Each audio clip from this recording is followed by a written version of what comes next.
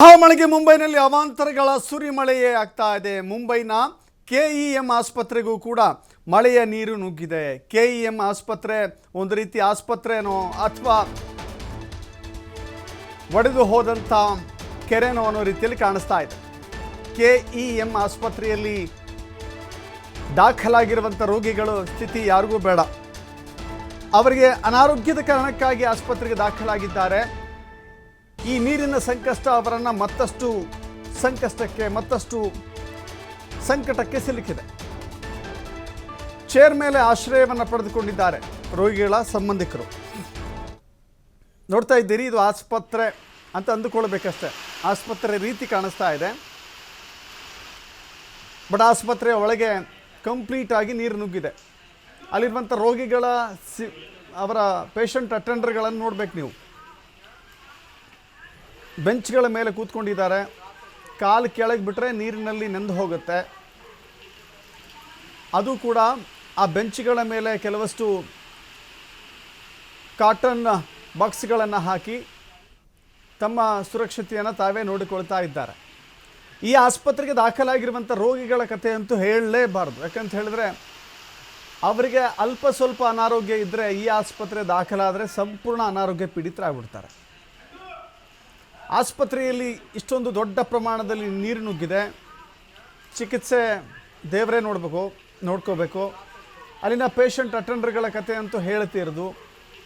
ಕಾಲಿಟ್ಟರೆ ಒಂದು ರೀತಿ ಇತ್ತೀಚೆಗೆ ಟ್ರೆಂಡ್ಗಳಾಗಿದೆ. ಈ ರೀತಿಯ ಹೋಟೆಲ್ಗಳನ್ನು ನಿರ್ಮಾಣ ಮಾಡ್ತಿದ್ದಾರೆ ಕೆಲವು ಕಡೆ. ಟೇಬಲ್ ಕೆಳಗೆ ನೀರಿರುತ್ತೆ, ಅದರ ಮೇಲೆ ಸರ್ವ್ ಮಾಡ್ತಾರೆ. ಆ ರೀತಿ ಆಸ್ಪತ್ರೆಯಲ್ಲಿ ಈ ರೀತಿ ಘಟನೆ ನಡೆದು ಹೋಗ್ತಾ ಇದೆ. ಅಲ್ಲಿನ ರೋಗಿಗಳ ಸಂಬಂಧಿಕರ ಸ್ಥಿತಿ ಅಯೋಮಯ. ಆಸ್ಪತ್ರೆಯಲ್ಲಿ ವೈದ್ಯರಿಗೂ ಸಿಬ್ಬಂದಿಗೂ ಕೂಡ ಬಹಳ ಸಮಸ್ಯೆ. ಇದರ ಮಧ್ಯೆಯೇ ಅವರು ನಡೆದುಕೊಂಡು ಹೋಗಿ ರೋಗಿಗಳನ್ನು ನೋಡಬೇಕಾದಂಥ ಅನಿವಾರ್ಯತೆಯಲ್ಲಿ ಸಿಲುಕಿದ್ದಾರೆ.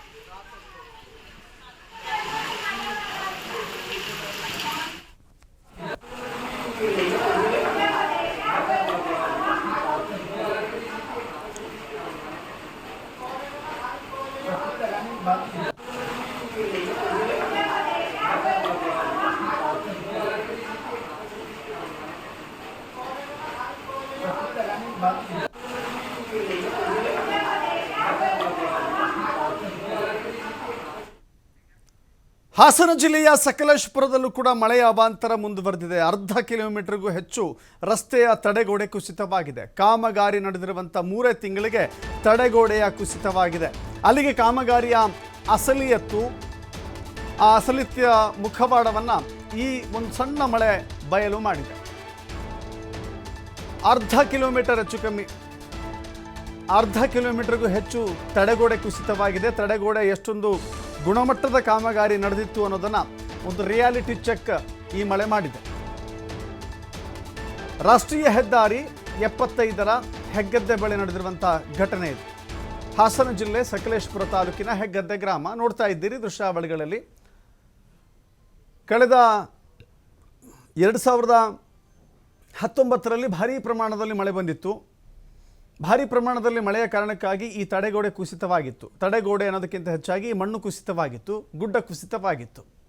ಮತ್ತೊಮ್ಮೆ ಈ ರೀತಿ ಸಂಭವಿಸಬಾರದು ಅಂಥೇಳಿ ಆಗಿನಿಂದಲೇ ಇಂಥ ಕಡೆಗಳಲ್ಲಿ ಮಣ್ಣು ಕುಸಿಯುವ, ಗುಡ್ಡ ಕುಸಿಯುವ ಹಂತದಲ್ಲಿರುವಂಥ ಸ್ಥಳಗಳಿಗೆ ಒಂದು ತಡೆಗೋಡೆಯನ್ನು ನಿರ್ಮಾಣ ಮಾಡಲಾಗಿತ್ತು.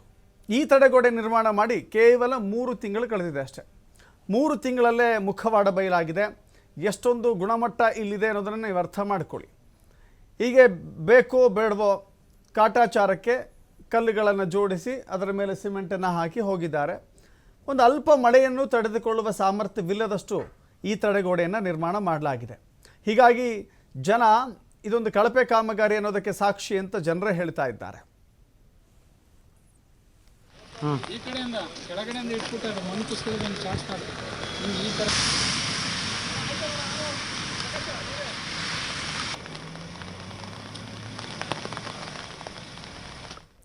ಈ ಘಟನಾ ಸ್ಥಳದಿಂದ ನಮ್ಮ ಪ್ರತಿನಿಧಿ ಪ್ರಕಾಶ್ ಒಂದು ಪ್ರತ್ಯಕ್ಷ ವರದಿ ಕೊಟ್ಟಿದ್ದಾರೆ, ನೋಡೋಣ. ಮಳೆಯ ಅವಾಂತರಕ್ಕೆ ಒಂದಲ್ಲ ಎರಡಲ್ಲ, ಸಾಕಷ್ಟು ಸಕಲೇಶಪುರ ಭಾಗದಲ್ಲಿ ಮಳೆಯ ಅವಾಂತರ ಆಗಿದೆ.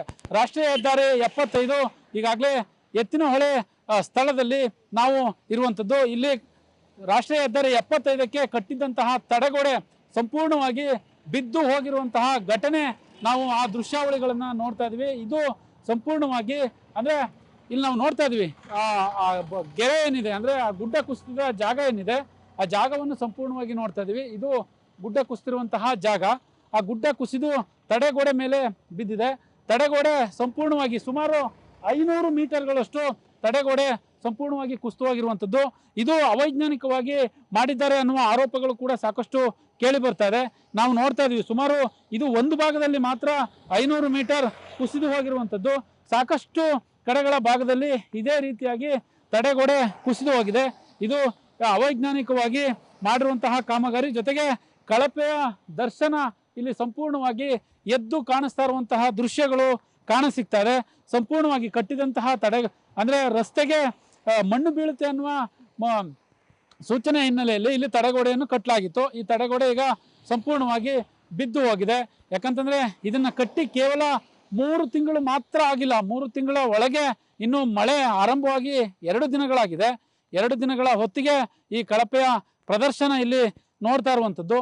ಜೊತೆಗೆ ಇದು ಯಾವಾಗ ಇಲ್ಲೊಂದು ಸ್ಲ್ಯಾಬ್ ಕೂಡ ಹಾಕಿದ್ದಾರೆ, ಅಂದ್ರೆ ನೀರು ಹರಿಲಿಕ್ಕೆ ಸಂಪೂರ್ಣವಾಗಿ ಮೇಲೆ ಬಿದ್ದಂತಹ ನೀರು ಹರಿಲಿಕ್ಕೆ ಇಲ್ಲಿ ಒಂದು ಚರಂಡಿ ತರ ವ್ಯವಸ್ಥೆ ಮಾಡಿದ್ದಾರೆ.